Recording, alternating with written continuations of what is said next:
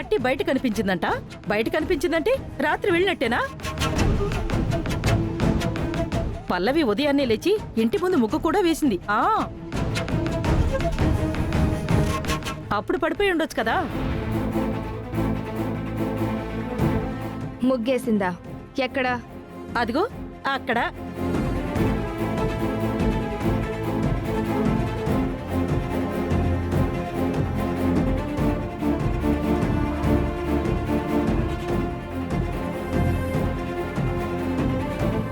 అర్థమైందా? ఉదయాన్నే లేచి ఇంటి పనులన్నీ చేసి ముగ్గులేసి ఏదో అలసటొచ్చిందని కాసేపు పడుకుంటే రాత్రి లేట్ అవడం వల్ల పడుకుంది అని ఒకళ్ళు, పట్టి బయట దొరికింది కాబట్టి రాత్రి బయటికెళ్ళిందని ఇంకొకళ్ళు తెగ నిందలేసేస్తున్నారు. అయితే రాత్రి నువ్వు బయటికి వెళ్ళలేదు కదా? లేదండి, అసలు బయటికి వెళ్ళాల్సిన అవసరం నాకేముంది? సరే, అయితే నువ్వు బయటికి వెళ్ళావని నిరూపిస్తే నిన్ను ఇంట్లో నుంచి బయటికి పంపించొచ్చుగా. వదిన ఎక్కడికి వెళ్ళలేదని చెప్తుంది కదరా, మరి బయటికి పంపించేస్తానంటావేంటి? అది చెప్తే నమ్మాల్సిన అవసరం లేదు కదా. నిజం ఎలా బయటపడుతుందో నేను చెప్తా. అంటే ఎలా నాన్న? ఏం చేస్తావు? ఏముందమ్మా, మన ఇంట్లో సీసీ కెమెరాలు ఉన్నాయి కదా.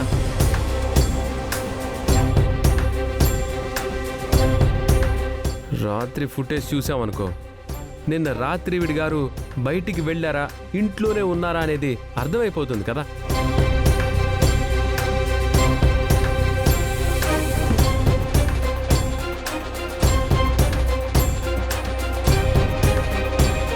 కరెక్ట్ నాన్న, సీసీ ఫుటేజ్ చెక్ చేద్దాం. ఏముందని చెక్ చేస్తావు? సీసీ కెమెరాలు 4 రోజుల నుంచి పని చేయట్లేదు. ఆల్రెడీ ఫోన్ చేసి చెప్పాం. రేపో ఎల్లుండో వచ్చి రిపేర్ చేస్తామని చెప్పారు. ఆ విషయం నీకు కూడా చెప్పాను కదా సుమలత.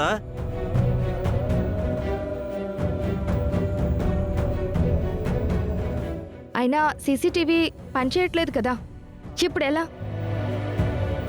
అది తప్పు చేసిందో లేదో అనేది ఈరోజు బయటపడకపోవచ్చు, కానీ ఏదో ఒక రోజు తప్పు చేస్తే ఖచ్చితంగా బయటపడుతుంది. ఆ రోజు మాత్రం నీ బతుకు బస్టాండ్ అవుతుంది. అది గుర్తుపెట్టుకో.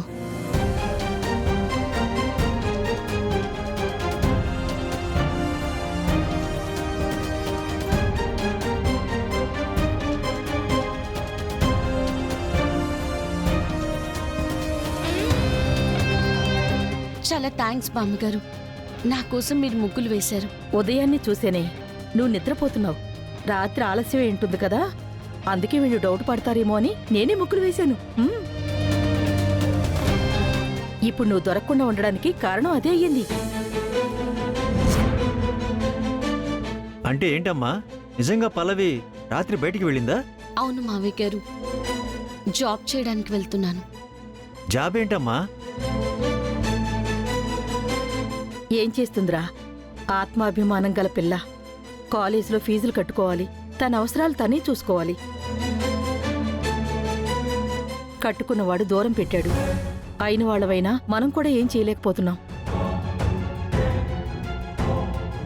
కాబట్టి తన ఫీజులు కట్టుకోవడం కోసం తన కాళ్ల మీద తనే నిలబడ్డానికి రేడియో జాకీగా పనిచేస్తుంది. నిన్నే మొదటి రోజురా.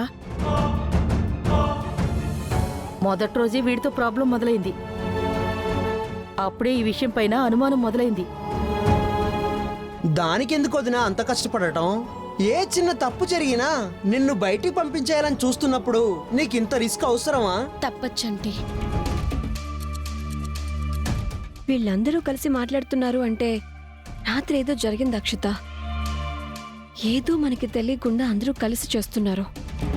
చెయ్యని ఏదో ఒకరోజు బయటపడి దొరకకుండా పోతుందా, అప్పుడుంటుంది దాని సంగతి. సరే, కాలేజ్కి టైం అవుతుంది కదా, వెళ్దాం పద. లేదురా, కాలేజ్కి బయలుదేరుతున్నాను. ఒక హాఫ్ అన్ అవర్లో అక్కడ ఉంటాను. ఓకేరా, బాయ్.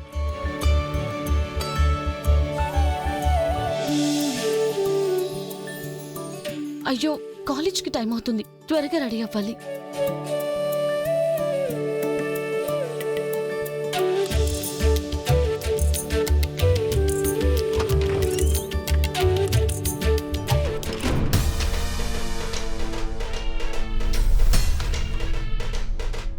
ఏంటి మేడం గారు కాలేజ్కి రెడీ అవుతున్నట్టున్నారు? అవును, డ్రెస్ కూడా తీసి పెట్టుకుంది కదా. అయితే పల్లవిని కాలేజ్కి రాకుండా ఆపేద్దామా? లేదు, అది కాలేజ్కి రావాలి. కాలేజీలో కూడా దాన్ని అవమానించాలని ఆంటీ చెప్పింది కదా. కానీ ఒక పని చేద్దాం, ఈ డ్రెస్కి ఏదైనా ఇంకు పోసి పాడు చేద్దామా? దానివల్ల ఏం వస్తుంది? ఆ డ్రెస్ పాడైతే ఇంకో డ్రెస్ వేసుకొస్తుంది. వస్తుందిలే, కానీ మనకి ఒక చిన్న సాటిస్ఫాక్షన్ ఉంటుంది కదా. సరే పద, ఇంక్ బాటిల్ తీసుకొద్దాం. పద.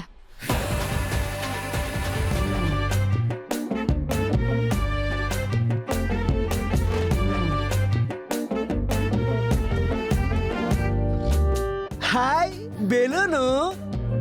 అబ్బా, చిన్నప్పుడు ఎంత చక్కగా బెలూన్ ఆట ఆడుకొని ఎంత కాలం అవుతుందో. ఇప్పుడు ఆడతా.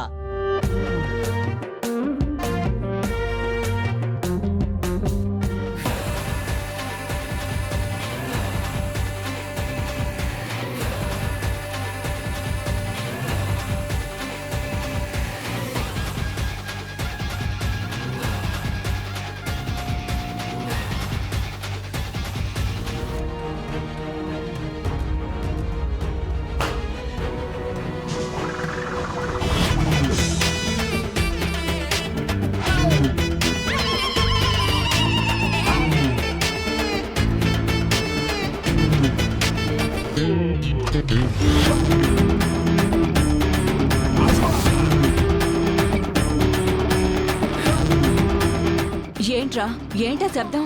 తెలీదు మమ్మీ, ఆ శబ్దం వినే నేను బయటకు వచ్చాను. అంత పెద్ద శబ్దం వచ్చింది, ఏమైందిరా? కంగారు పడకండి, కంగారు పడకండి, నేనే చేశా.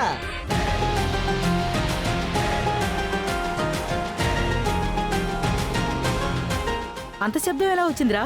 ఇదిగో దీంతో. రేయ్, ఏంట్రా అది? ఇది కూడా తెలియదా? బెలూన్ అన్నయ్య. కాలేజ్కి వెళ్దామని బుక్స్ అన్ని బ్యాగులో పెట్టుకుంటుంటే పక్కన బెలూన్ కనిపించింది. దీన్ని చూడగానే నాకు చిన్నప్పటి స్మృతులు గుర్తొచ్చాయి. అందుకే దీన్ని ఇలా తీసుకొని ఉఫ్ఫు ఉఫ్ఫు అని ఊది టప్పుమని పేల్చా. అలా పేలిందన్నమాట. రేయ్, నువ్వు సరదా కోసం చేసావేమో గాని మా అందరికి హార్ట్ అటాక్ వచ్చినంత పనేంద్రా.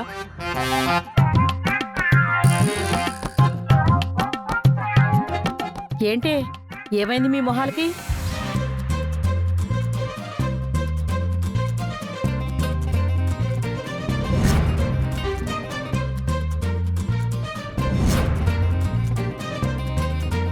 అక్షిత, భువన, ఏంటిది? ఇంకా ఆంటీ. ఇంకెవరైనా పెన్నులో పోసుకుంటారు, మీరేంటి మొహాల మీద పోసుకున్నారు? మేమేం కావాలని పోసుకోలేదు బామ్మగారు. ఇంక్ బాటిల్ చేతిలో ఉంది, టప్పని సౌండ్ వచ్చింది. కట్ చేస్తే ఇంక్ మా మొహం మీద పడింది.